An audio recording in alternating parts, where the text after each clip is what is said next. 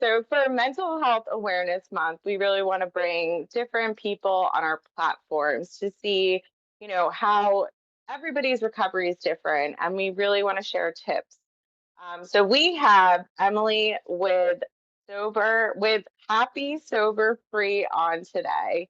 And she's going to share her story, her experiences, and also give you a couple of mental health tips or recovery tips or sobriety tips and share what she's doing in her recovery.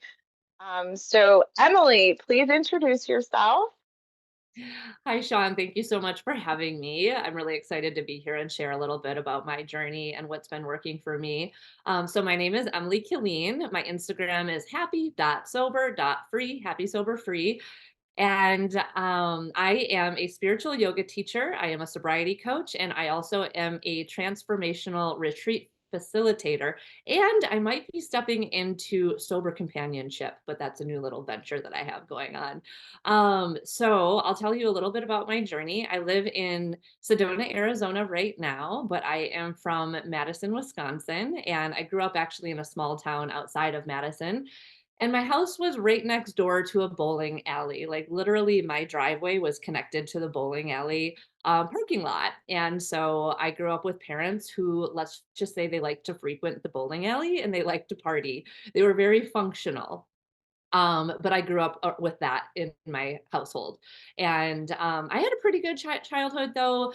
My neighborhood was safe. I had my mom babysat kids, the neighbor lady babysat kids. There was always kids around. We went camping. I was in sports. I was in dance. But my adult figures drank. That's what they did to have fun. So I like to tell this story because it's kind of funny, kind of interesting how I got into drinking because my parents would let me sip the alcohol to let me taste it. And I was always like, Hmm. this tastes really bad. Why would anyone drink that? Until I got into middle school and they were teaching us about drugs and alcohol and they put the drunk goggles on us. And I was like, "Oh, it makes you feel silly. That's why they do it." So the next early release, when we get out of school at noon, I invited some friends over to raid the liquor cabinet to see what it's like, not knowing how much to take, how long it lasts, or anything. So when my mom came home at 5 o'clock, and I had literally blacked out my first time drinking when I was in middle school. So that was the beginning of my drinking career. And since I did black out the first time drinking, you can imagine I was pretty much an alcoholic from the get go. So I do really believe in the nature and the nurture and the genetics and all of that. Through high school, like, I was on varsity dance team all 4 years, but I was the party girl. I was going downtown Madison, going to parties, drinking and driving, never got a DUI somehow. And, I managed to get through high school. I hadn't touched drugs or anything at that point, but one was never enough. And I remember I would get alcohol from my older brother, who is actually now no longer with us. He died in a drunk driving car accident 18 years ago, about now. And so it really runs in my family. But my brother would get the alcohol for us, and my friends would always be like, "We don't need that much." And I would be like, "Yeah, yeah, we do." So when I moved out of my house and moved downtown when I was only 18 years old, I didn't go to the university. I went to the tech college, so I was able to live in a party house rather than the dorms with no supervision. And things got pretty wild pretty quickly for me. So I was introduced to festivals and concerts and drugs. So I started using Hmm. cocaine and ecstasy and acid and things like that. And things spiraled out of control real bad because now I wasn't passing out, I was keeping the party going, sometimes for days. And I'd always had a really good work ethic until the drugs got involved. And I remember, when I was 19, I just did no call, no show to a lot of my waitressing jobs. But the first one that happened and I lost my job, I was like, oh my gosh, I can't believe I lost my job. My mom had gotten sober when I was 14. So I was like, okay, I Hmm. guess I am an alcoholic too. I need help. I went to my first AA meeting when I was only 19, but I was certainly not ready to get sober. I was not done partying, but I do coin that as the beginning of my recovery, which is now 20 years ago. And I'd like to keep going, but I don't know if you have any questions or comments before I keep going. Yeah, I mean, I also got, my journey started about kind of like it's very similar to yours. I did use drugs earlier in life, but my recovery truly started when I was 20 and then 21. Like that was, and I was exposed to multiple like outpatients in high school, because I would get constantly in trouble. Playing sports would depend on whether I was suspended that season. So I did do sports, but it depended on the season.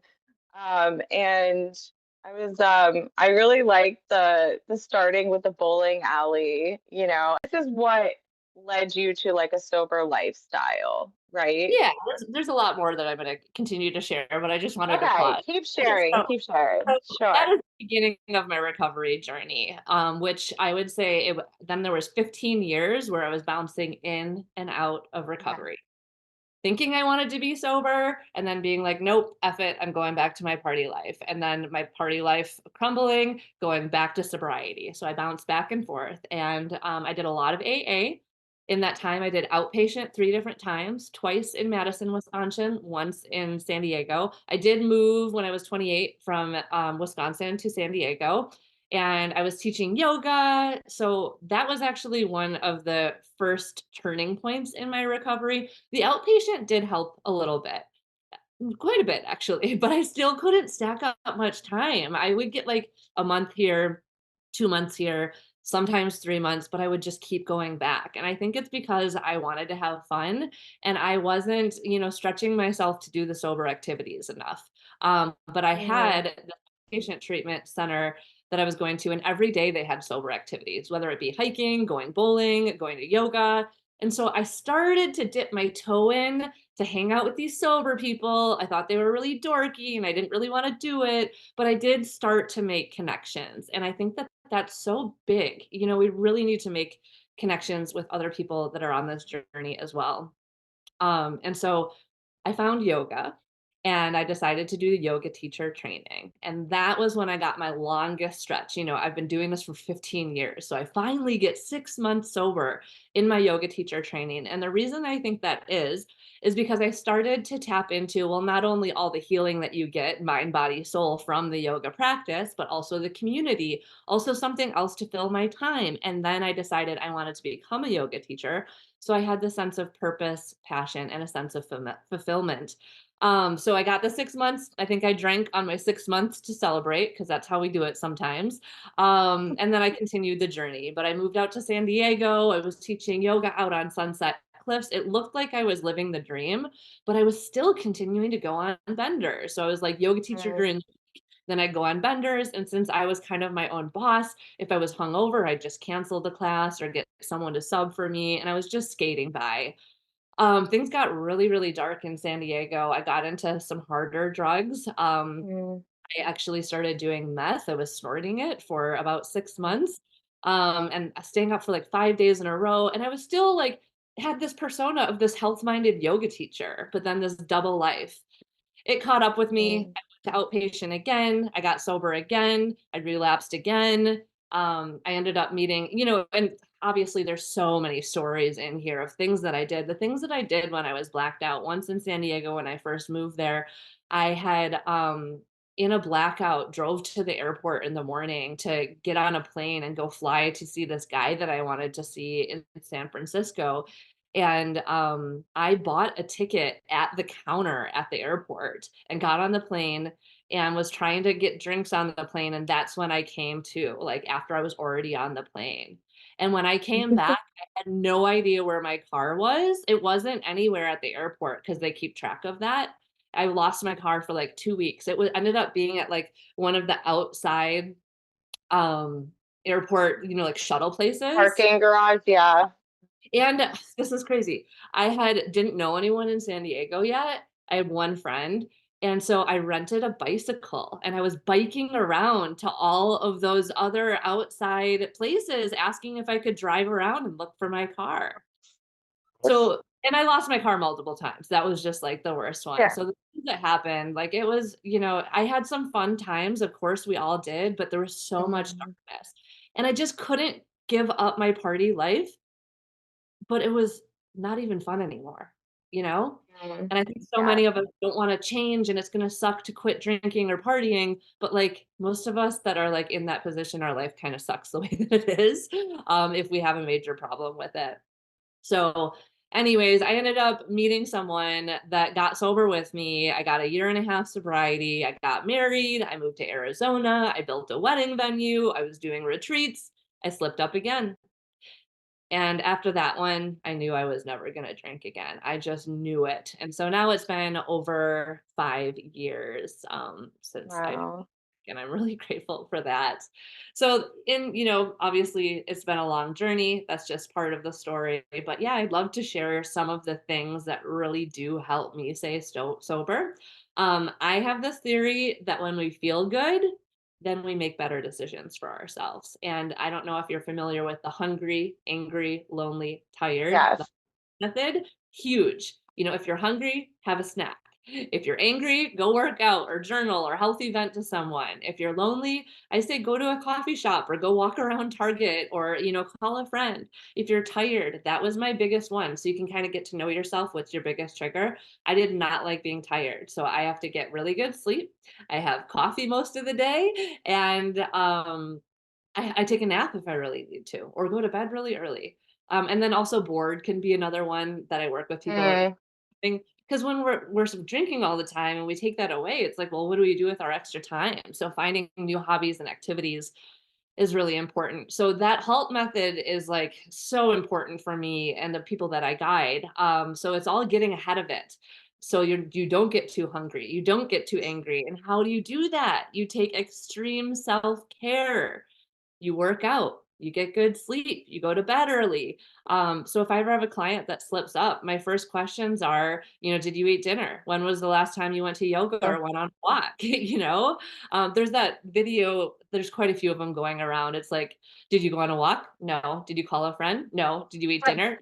No. It's like, it's true. We have to take care of ourselves. And if we don't feel good, then it's easier to get the effits. So, yeah, that's definitely one of my biggest ones. Because the play the tape forward method, which is also really popular, a lot of people in That's recovery my know favorite. it's not my favorite and it didn't work for me, and this is why. When I made the decision that I was gonna do it, there was nothing stopping me. The play the tape forward, it's like, "Nope, made up my decision, I'm going." And so Mm, I knew for me, the extreme self-care, so I didn't get to that point, was gonna be really important. But the play the tape forward method does work for a lot of people. That's why it's nice to have all these tools to be like, "That one works for me, that one doesn't work for me." And then a huge part is connection, connection for mental health, connection just as humanity, and connection for those of us that are on the sober journey is really, really, really important. And then the last thing that I want to talk about, which I don't think is talked about that often, and I mentioned it early, is that purpose, passion, sense of fulfillment. So it doesn't mean you have to have a career change, but something that you're into. Maybe it's a new hobby, maybe it's a side hustle. I think people in recovery make great entrepreneurs, um, because it can kind of be a roller coaster, and we're so resilient. So, mhm. and some people are like, I don't know what that is. Well, try new things, tap into it, slow down, and it might not come like immediately when you get sober, but the more time you have sober, the more clarity you get, the more inspiration you get, the more confidence you get to do those things that are on your heart. Yeah. Yeah, that's beautiful. I was gonna say, like, so what was one of the first things that you like a very general thing, like, because I've learned in my recovery and I've made connection with a lot of women over the last 12 years, and I've had women call me and they're like, I took a shower sober. And like one of those like things where, and I'm like, oh my God, that's great, but even like not having like having a beer in the shower, Mhm. can be such a feat. Like what's one that is kind of like normal, but like when you did it, you were like, okay, I can do this. I'm gonna be completely honest, I can't come Love up it. with anything because Oh, okay. because I was not a daily drinker. Pretty Okay. much all of it, all those years, I was a binger. And because I started my recovery so early, when I was in high school, obviously I had sober Yes. days. And then when I was more like I would have like 4 sober days and then I'd go on like a 3-day bender, or I'd get like a few sober days and then I'd go on a bender. So I did a lot of things sober. And because I had my sober mom, I'd go on sober vacations and stuff like that. But one of the big things that's not like a normal thing is I thought I would never be able to go see live music again. I thought I would never be Yeah. able to go to a music festival again. And that was crushing to me because that was my life for a very long time. And Michael Franti, I don't know if you know who he is. He's an artist, and his concerts have a lot of children at them. And he does yoga in the beginning, and they're really uplifting. And so I just remember that I could go see Michael Franti and I would not feel triggered because it wasn't like a party scene. And so I think I saw Michael Yeah. Franti like 15 times. And then I started to feel comfortable and I gained more sobriety time and I started to go to a couple other concerts. And now I can go to music festivals where people are drinking and partying. I like them to be outside, and there's certain ones that I go to that I know are a little bit more family friendly, not where everyone is really effed up. And you can pick and choose and you can see. And when I go back to Wisconsin and I go to these things, I see people that have not changed. And then I also see people that have hopped on the sober train that are doing what I'm doing too. And it's so cool. And the cool thing Yeah. is, this is a movement. People are realizing that alcohol is not good for you, and they're choosing to be sober, even if they didn't have a huge problem with it.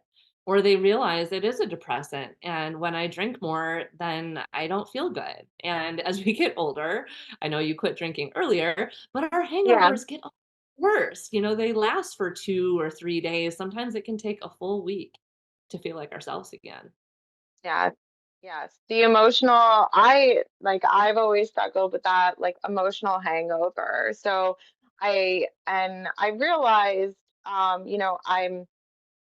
have like the roller coaster. So I used to, especially since I got sober early in life, I feel like I would thrive in chaos. So I worked in a hospital for 9 years as a phlebotomist, and I would thrive in it. I'd be like, oh, the emergency room, like, someone's getting, a pick line in their foot, like, oh my God, like, I would just thrive. And I had to like draw an entire hospital in 2 hours, so I would really thrive in those environments. And as the years have gone on, I do not thrive in chaos anymore. And it's like a huge feat for me because, I've really grown up in sobriety and I've been very lucky to do that. But I don't thrive in chaos anymore. And that's taken over a decade,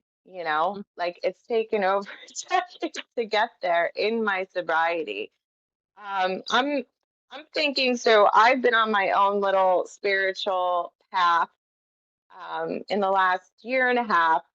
Really, I peeled back an onion layer, and I really wanted to get honest with myself. I feel like in recovery, you you meet a you get to a certain point and then it's like you want to be even more honest with yourself and you get even more. And I've been really tapping into letting go. Like I felt like I was blocked from joy from my trauma in my past. So I've been really digging deep down. What are these core wounds that I'm looking into and how can I fix them? Um, so I've been really on that spiritual journey. Like, what in the past, maybe like recent in the past years, have you found to really peel that onion away? I'm sure you have tons of tips on this because we just talked about the nervous system thing, and I'm really interested to hear. Yeah. Well, you have over 10 years of sobriety. I have, how many do you have now? If you, again? 12, 12. 12, yeah, I am over 5. And people say, like, I don't want to have to go to meetings forever, or I don't want to have to work on recovery forever. And I think we're lucky. I have kind of shifted my idea. of recovery to personal development. So there's always more Okay. to go. If you want to work on your trauma more, if you want to work on your confidence more, if you want to work on your nervous system. So one thing that I'll share is my spirituality has shifted quite a bit, and I'll try to make Mm, this brief. But I grew up raised Catholic, didn't really believe in it at all. And then when I turned 18, I think when I was 19, I found the book The Secret. So I got really big into manifestation and we create our own love reality. it. Did not like the word God at all. Thought I had the power to do everything. I lived by that for a very long time until my last relapse. 5 years ago, and the way that things have unfolded since that moment, one being when I first decided I wanted to be a sobriety coach, and I started, like, kind of doing some posting because I knew I was gonna announce it to the world, and then, I had someone that I went to outpatient with before I launched my program say, "I'm really struggling and I can't get a day sober. I just need someone to be hold me accountable. Will you be Mm, that person?" And I'm like, "Oh my gosh." I'm like, "Do you wanna be my first client?" And she thought about it for a day or 2, and when she said yes, I remember where I was standing. I was living in my tiny home off grid, and the sun was shining in, and I just felt this wave of white wash over me, and I mm, my knees, and I just go, "Thank you." And I just felt like, first of all, I'm living in my purpose. I am on the path. This is happening, and I'm not doing this alone. So I really have shifted. I still believe in manifestation and taking action, but I also, especially actually over the last 6 months, I've just been like, I surrender, spirit guide me. So yeah, it's so interesting. The spiritual journey. So that's one thing that's changed over the years. But last year I went and did a workshop called The Bridge and Extreme with Alexi Panos and Preston Smiles, and it was a nervous system type workshop, and I had so much anxiety even into 3 years of mm, sobriety. Doing something like this, I would just be, like, so nervous, but doing some of that work to release the trauma, release the shame and guilt, and just release the anxiety has been really, really powerful. I'm actually going back, I think, this summer to do it again to release more layers. I love doing that work. I love investing in myself, and doing anything that's stretchy. One other thing that I want to mention is oftentimes people are in their community and maybe they go to AA, and if they don't want to go to AA, they're like, I want to meet health-minded people. And mm, sometimes be hard to meet sober people. So what I recommend is getting into a lot of the holistic groups, workout groups, yoga classes, sound healing, anything that's holistic and healthy like that. You're going to find sober people, especially if you share that you're sober, and you're at least going to find people that don't surround their life with alcohol. They're out there, but when we are hanging out with people that are partying all the time, we think that everyone parties all the time. And sometimes we don't know what we don't know and we can't see what we can't see, but it's out there. yeah, yeah. I've really this past year, joining my mental health, and so our board members, like what our meetings look like right now, we talk about the nonprofit, we talk about, financials, everything, but so there's 28 modules in the My Mental Health application, and they're really about finding abundance and sobriety. And all of us do one of them each time and it really brings us together as a group. And even with 12 years sober, I'm like, oh yeah, like that's, like I really need to work on this, or I really want to implement this in my life, um, a lot of like, if you're having blockages or, just things that are blocking you from creating a really, like what you're talking about, like a really great life in recovery, because I creating abundance, in your life. So you don't want to go back to your old life. Like, why would you want to go back to drinking and, surrounding yourself around a drink or drug? Like, and once you create that life, you're like, I don't want to give this up. Like, like I don't want to do that. Um, so yeah, I love the nervous system thing. I'm so interested because in the sober community, there is a lot of I see a lot of videos on it and I'm like, oh, this looks fun. And the last year I've done hypnotherapy, helped me tremendously. And I've done regular therapy and, it's really been a healing process to just manifest what I want in my life. Like you, like I love that. Um, Let me see if I have any more questions. I wrote down a couple. So this is, I mean, I'll ask it if you don't have an answer, but like, what misconceptions about sobriety would you like to address? Because I feel like there is still a stigma. It's getting so much better in the last couple years. But if you have anything on that. I would say my biggest one would be misconception is that it's going to be boring. Yes. Um, because it's not. And you said it just a few minutes ago, it's creating that lifestyle. And I love that you said abundance because one of my taglines is I help women find freedom, joy, and abundance in recovery. And it could be, money abundance, or it could be just like an Mhm. abundant life. And more so that's what it is. Um, and life really does open up. But again, we don't know what we don't know. And even if we like try a little bit of sobriety and we don't change anything else in our life and we just remove the drugs or just remove the alcohol, we might not feel that freedom, joy, and abundance. We really need to recreate our life. And we can keep some of our old friends, but we might need to distance ourselves from them. But making new friends, doing new things, so yeah, I think that that's the big one is that it's gonna be boring. And I mean, yeah, I was gonna say that it's gonna be hard, but it is hard. It's not easy to get sober. It's not easy to completely change your life. It does take willingness. And I do think you need to be ready.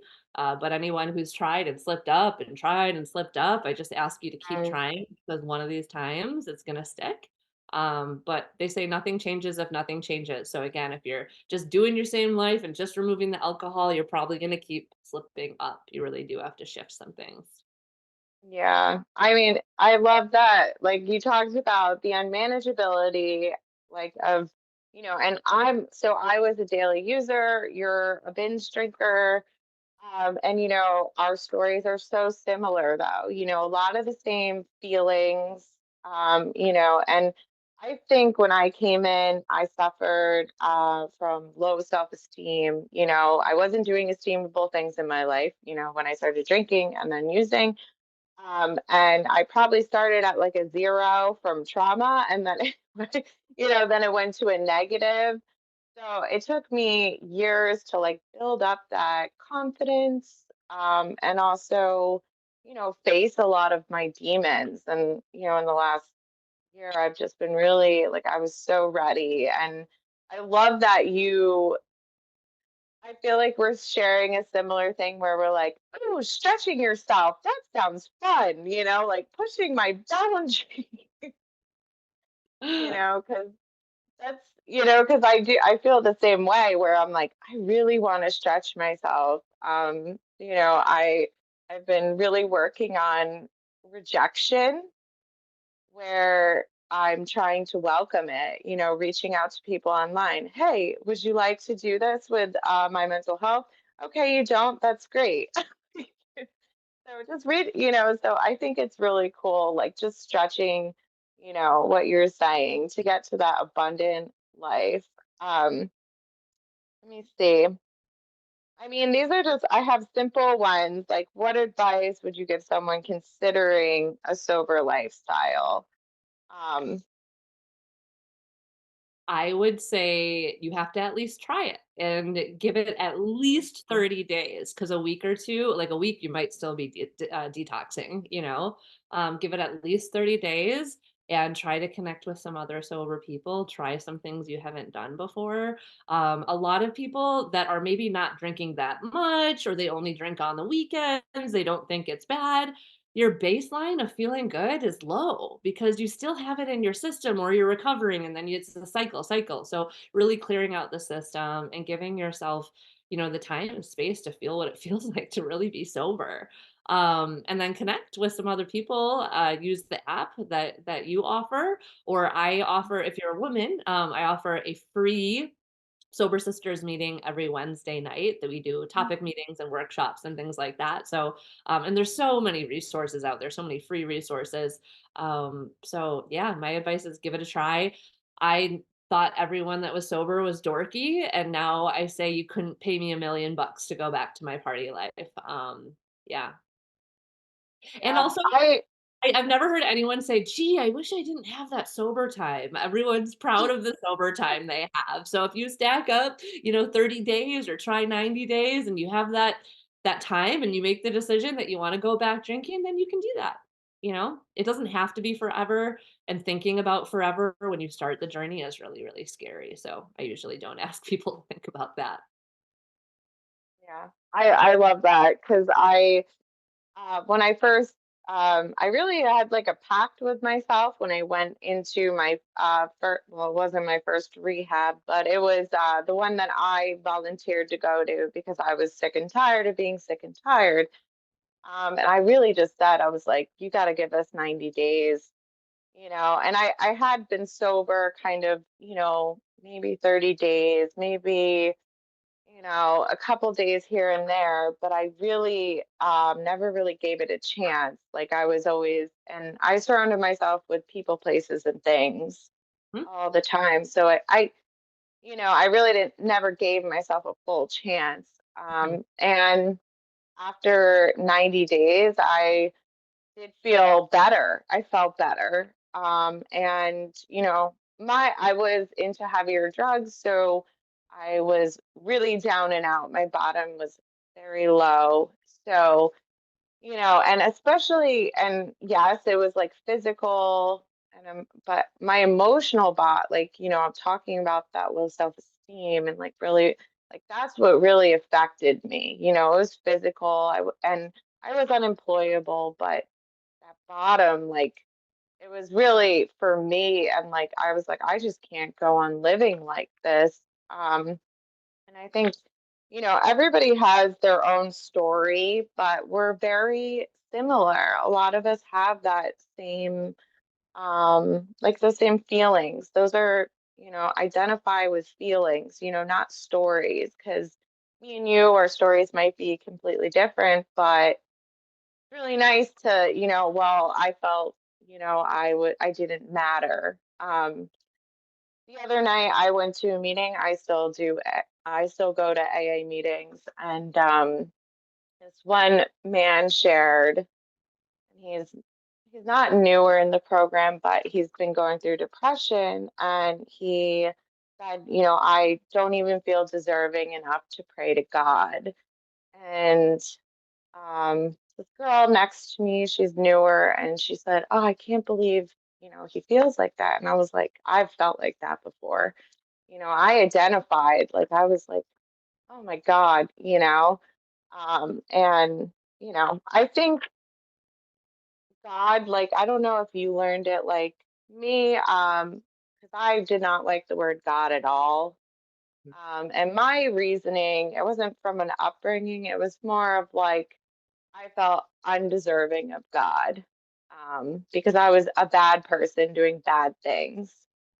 So I really had to, build myself to deserving. And I, when I first came in, it was just good, orderly direction. And then it developed into something a little bit more spiritual. But I think it's important, to have something to kind of give it up to. Like, your spiritual awakening that you explained, you're having something like you're receiving some kind of energy, right? From your God, good orderly direction or an actual God. I think that's beautiful. So now you said that you got married, right? Are you still married? Nope. So I was just asking just, how have you, how have you been, are you been on like your own little spiritual single path at this point, or have you found like dating and sobriety harder, or what do you think? So, yeah, the divorce was crushing because I we had built this beautiful retreat facility and wedding venue and had all these animals on this off-grid property. And I had a beautiful stepdaughter. Her name is Aria. I met her when she was 1.5, and she was taken out of my life essentially when she was 8.5. Oh, About 2 years wow. ago now. So when we got divorced, he promised me she would be in my life, and I have not seen her or been able to talk to her since. And so I got through a divorce sober. I got my stepdaughter taken away from me sober. I recently just lost my father. I got through that sober. That was about a month and a half ago. Um, so that's just some of the things that I went through sober. But the dating game, oh man, after I got divorced, because I got sober with him essentially, I was like scared of men. I was Mm, traumatized by what had happened with the divorce. And so I did some other workshops that were masculine feminine healing that really helped with that. And then I went back to Wisconsin for the summer. Or no, actually for 9 months after I sold the property before I bought my home in Sedona. And I was just like, oh my gosh, I don't know. And then there was this guy that I met that I had known from when I used to live there. I had run into him one night, actually, when I was visiting, and we got drunk together. But I was like, he's kind of cute. Like, I think I want him to kiss me, but I was so nervous. And so we went to go see some live music, and he was gonna walk me back to my car, and I just felt like a teenager. I'm like, if he doesn't kiss me by the time we get to my car, I'm gonna ask him to kiss me or tell him to kiss me. And he did before we got back to the car. So I guess I manifested that. And it was good and it felt comfortable. And I'm not with this man anymore. This lasted 10 months. You've heard of situationship? I actually just heard of that. uh, And my friend said situationship, so that's really what it was. So right when I lost my father, I actually ended that relationship as well. But sorry, what were you gonna mm. say? No, no, I was laughing at Sit- situationship you just said. I was like, I was just laughing at that.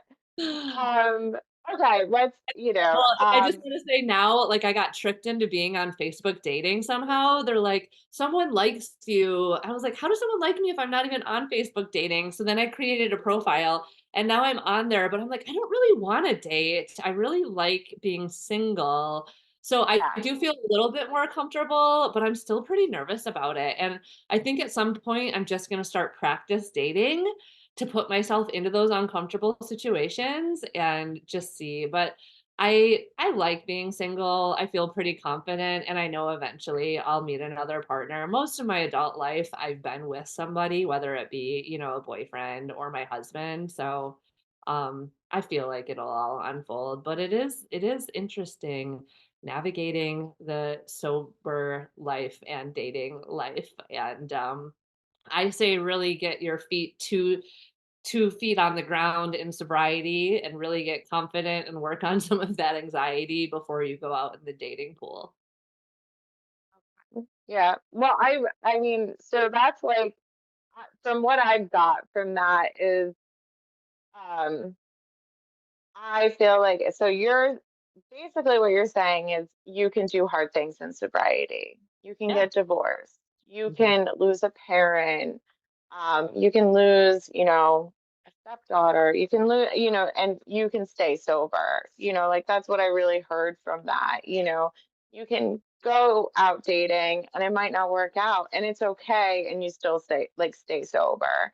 Like that's what I really heard from that. And that's I like things happen in life that are hard and I knew when I got sober, like I thought it was a little like rainbows and unicorns because I started from like such a low bottom. Everything was up.